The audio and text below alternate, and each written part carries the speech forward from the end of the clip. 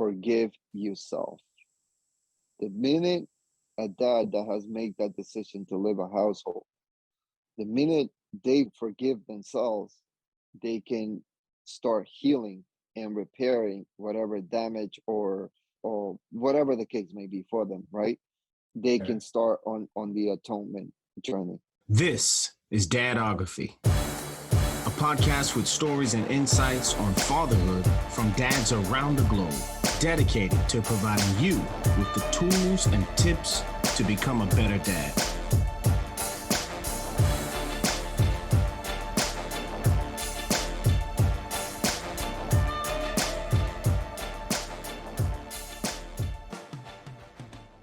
Welcome, everybody, once again to the Dadography podcast. I'm your host, Corey Ward, and today we have a guest, Mr. Ramon Cubas. Welcome, Ramon. How you doing, Yes, brother? sir. Thank you. Doing awesome, man. Thank you for having me. Yeah, it's a pleasure to have you on the show, man. We've actually we've been on a break for a while. I went to the States for about 3 months, and Victor, the sound editor of the show, he went to the States. I was in Florida, he was in New York, and it was just really difficult to do any recording. But we've got a plan to ensure that we're able to, even if I'm traveling in the future, be able to keep the show going. So it should work out all right. So. Well, Ramon, listen, man, let's jump right into it. Why don't you give our audience a little bit about yourself, your relationship status, birthplace, where you live, how many children you have, what's their names, what do you do for a living? All right. So my name is Ramon Cubas. I'm an immigrant from Honduras.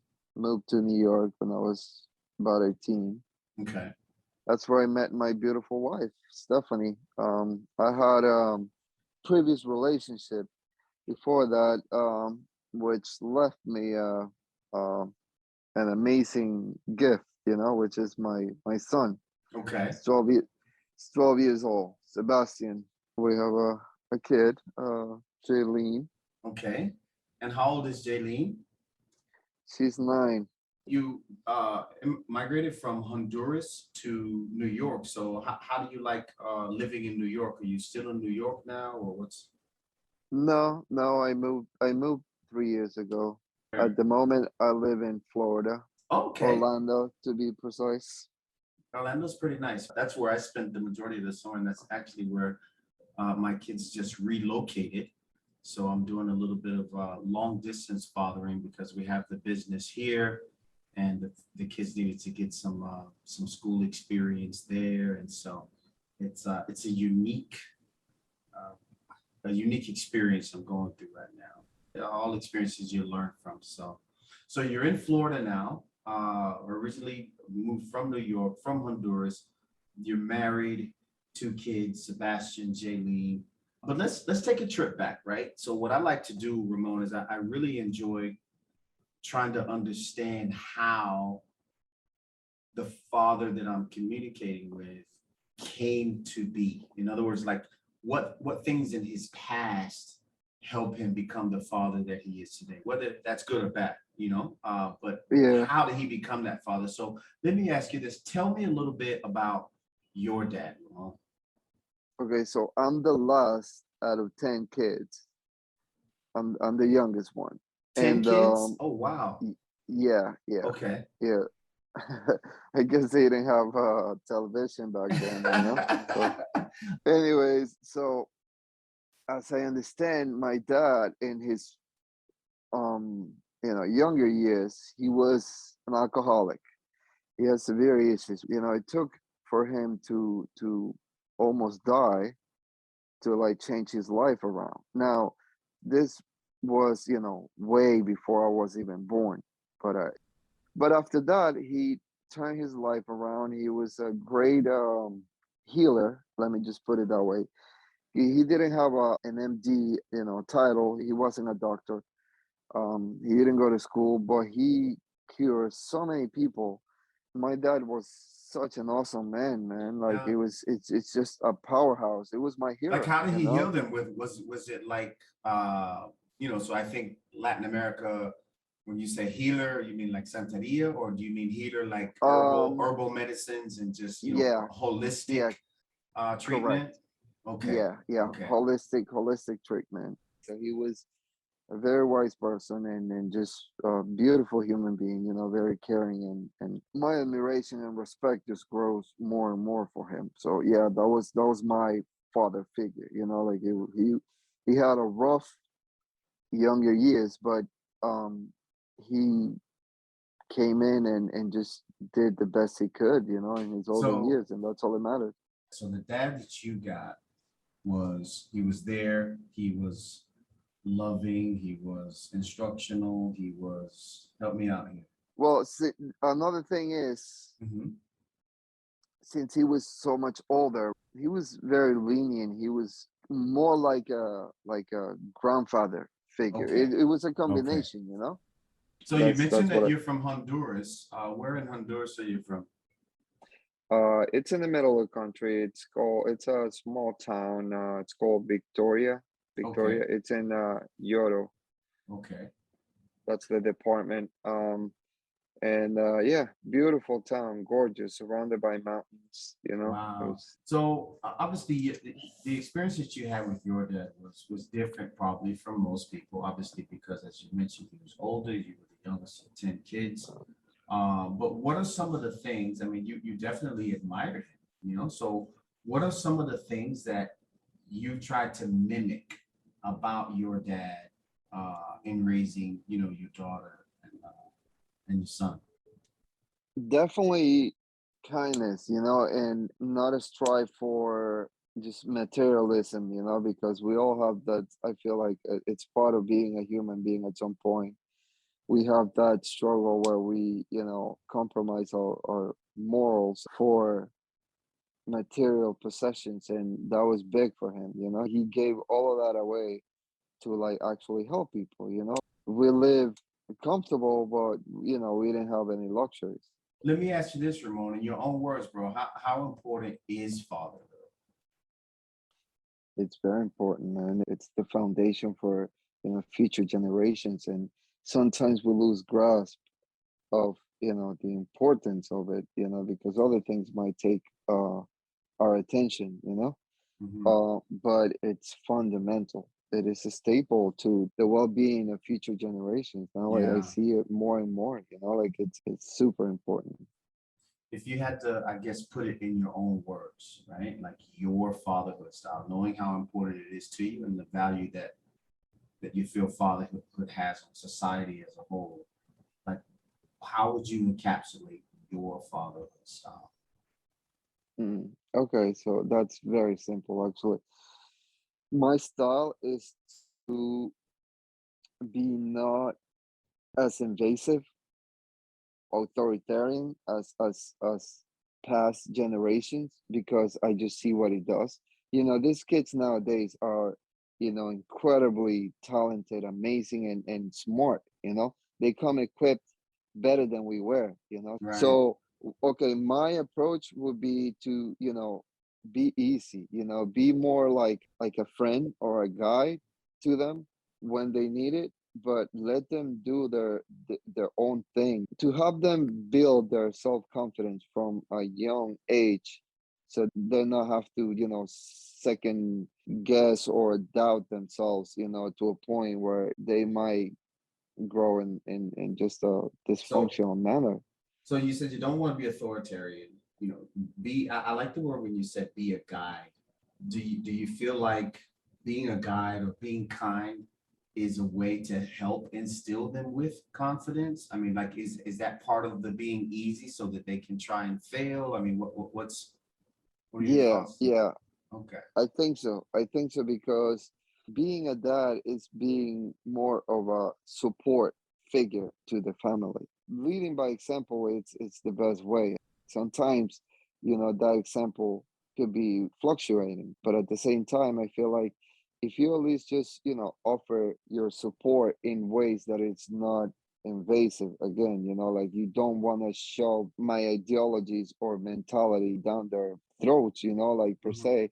I just want them to, take whatever they need from me, nothing less, nothing more. And it's beautiful because I see it working. When Jaylene is having a tough time with her mom, she comes to me, and she's kindly asked, something along the lines of what the issue is. And it's such a wonderful thing, to have a kid feel comfortable enough to come to you That's when they're great. having a tough time. Yeah, so You it's feel like your approach of being easy and being that friend is a major contributor for her just being able to come to you like that. I do think it's that, because kids tend to speak really about what they think when they feel comfortable. But like, if I always have something to say, like scolding or disciplining and dismembering that connection, or that trust, that Yeah. they might have. You have a son, Sebastian. Your son is older than your daughter, meaning you got the opportunity to experience raising a boy first. So, what are some of the things you decided you would do with your son? What were some of the activities you had in mind, things that you kind of thought or envisioned yourself doing with your son? I always thought that I want him to be active and play sports, and it's pretty typical and common, Right, right. Yeah, out yeah. of that, just to find out that's not his forte. But Yeah. at the same time, having agreed that he has to be aware of his, like, health, and from a young age. So has agreed to at least train with me at the gym when he comes spend time with me. But that was a learning experience for me, and that's how I became the way I am also, because I wanted to, become what I wanted, and then that was a big mistake. He didn't want to do some other things, and like, I was just putting pressure on him, and I finally realized what I was doing. So now I always, check with him, like, are you okay with this? Like, do you like, what do you like? So he's really amazing at chess. He's more of like an intellectual, like he's super smart. He likes his video games, of course. And that's our topics of conversation. He likes games. He likes to be mentally entertained. But I guess it's a stage, that he's going through. Right. And I just gotta be patient, and when he's ready, I'm just positive that he's Yeah. going to, come around. Well, let me ask you this in light of how you interacted with him or interact with him, and some of your initial thoughts and aspirations were kind of typical, active sports, that things of that nature. But what if having did any of those activities or those desires for activities like carry over to Jaylene, or did you learn your lesson from Sebastian? I'm thinking about how boys and girls are different, and so how did you approach the situation? Now raising Jaylene.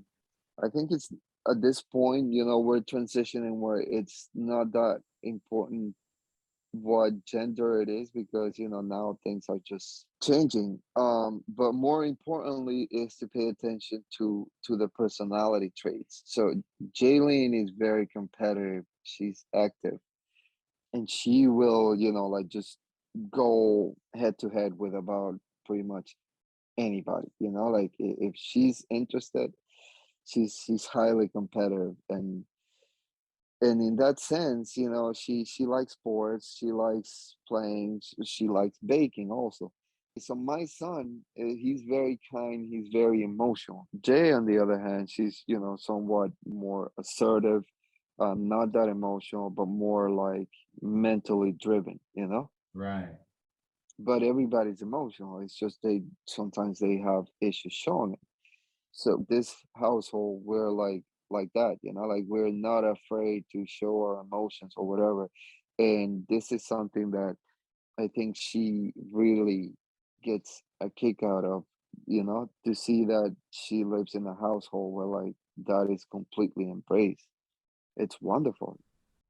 Hey guys, this is Corey, host of the Dadography podcast. This episode is sponsored by and dedicated to you. Thanks for all your feedback and support. I mean that. However, if this is your first time tuning in, please be sure to subscribe And if you've done that already and you're getting some value from our interviews with dads from around the globe, please share. Teamwork makes a dream work. Now back to the show. In the previous conversation that we had before the show, I know that Sebastian is in New York. You are in Florida. Take me on a journey, man. How difficult was it to make the move to Florida, knowing that Sebastian would be in New York? It was one of the hardest decisions I have ever made in my life. It was hard. It was really hard. I made decision because in my mind, eventually I want to be in a position where when he grows to at least, he can make his own decisions. I want to provide a different environment than New York because I lived there for quite a while and I see what eventually does to people. Like it it builds, to a point where like you pretty much get depressed, suffer from depression or anxiety or whatnot. Right. It's the lifestyle. It's not a healthy Mm, lifestyle. okay. It's an environment where like it's just, you know you constantly rushing, like, and even people that have, financially stable lives, you see them even rushing all the time. And it's because of it. It's just how it is. It's a fast pace. I had to convince myself of that, and I know that at some point he's going to consider, spending some time down here, like a prolonged time. I'm just being patient, right now because he's the glue that's holding that house together, which is, he lives with his mom and his grandma, and I know that they need him more than I do right now, and I make peace with that fact because Right. he has made peace with it, and like he loves me just as much. He calls me from time to time, or I call him, Yeah, that's what and that was going to be my next question. And so now that you're in Florida and your son is in New York, help me understand like the dynamic of the relationship now. What does it look like? How does the oh, interaction and everything take place? so I FaceTime him, a couple of times a week, and he calls me also, which I had to build that one up because he never called me. But now he's doing so, like he's sharing things. So I feel included. That makes me happy. For the longest, I guess he was healing too. So he had his reserves, and I gave him space. Like I didn't. Hey, why are you not calling me? Or did like no.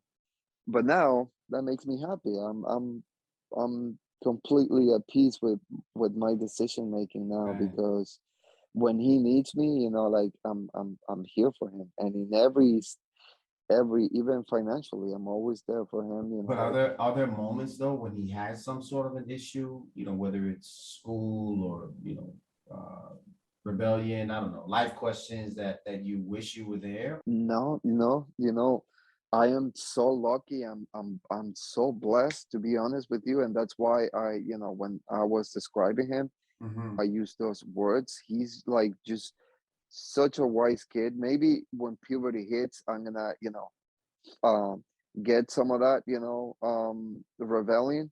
But right now, he's just like really understanding. What encouragement would you give or observations would you share with a dad that maybe listened to the show today, Ramon, that um, maybe in a similar position where, he's in one state or one place and his children or child is physically in another place? What encouragement or advice, information from experience Yes, would you share, yes. man? I will say one thing: forgive yourself. The minute a dad that has made that decision to live a household, the minute they forgive themselves, they can start healing and repairing whatever damage or whatever the case may be for them, right? They Okay. can start on the atonement journey Mm, because sometimes we do, terrible things when we're younger, and it comes to hunt us, in our older years. Right. But the minute somebody forgives themselves, forgiveness is so powerful.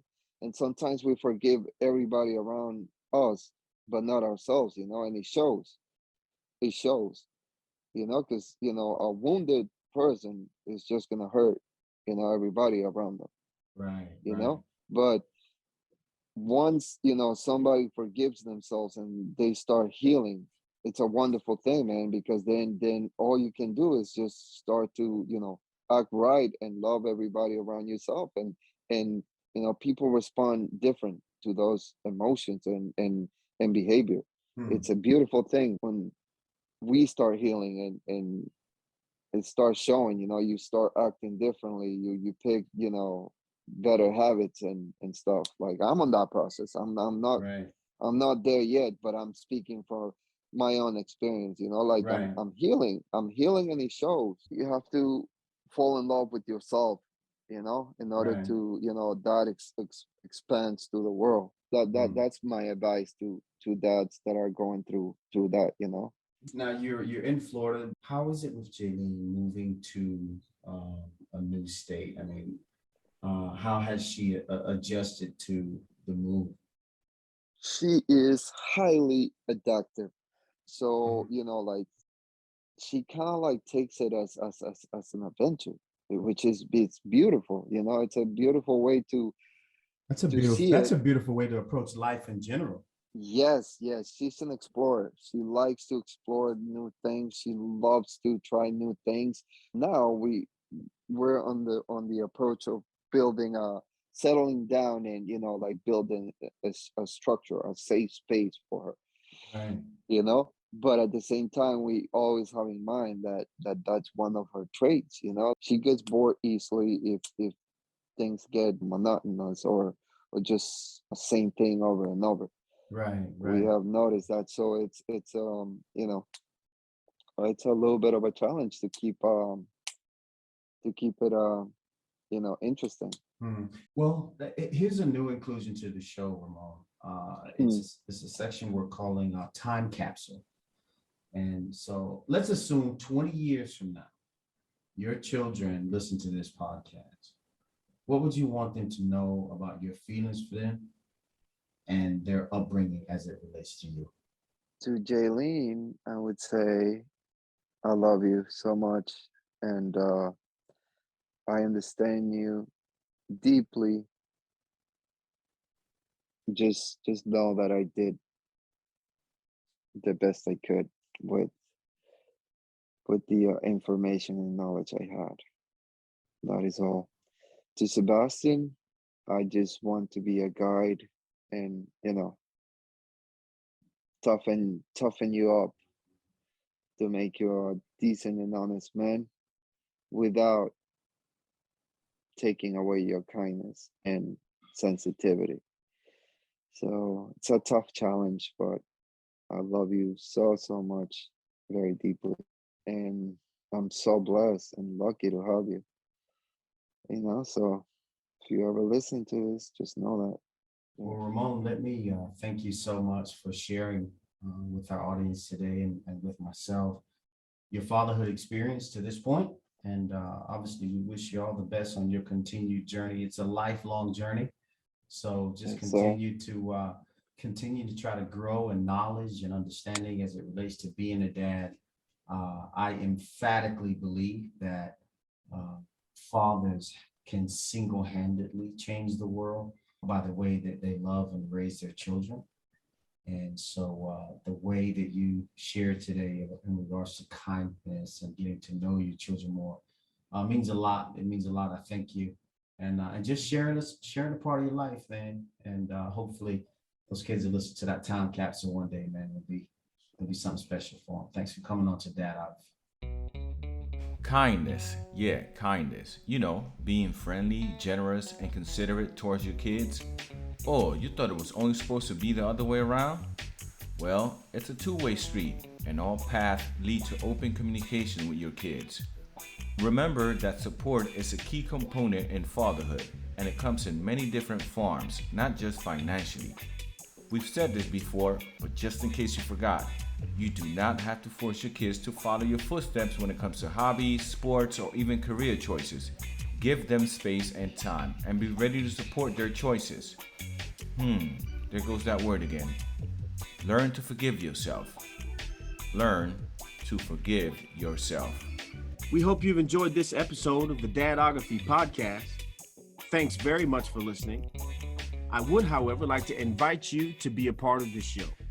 Visit our website at dadography.net. Scroll down to the bottom of the page, click on the microphone, tell us your name, where you're from, and what fatherhood means to you. Remember, it takes more than DNA to be a dad.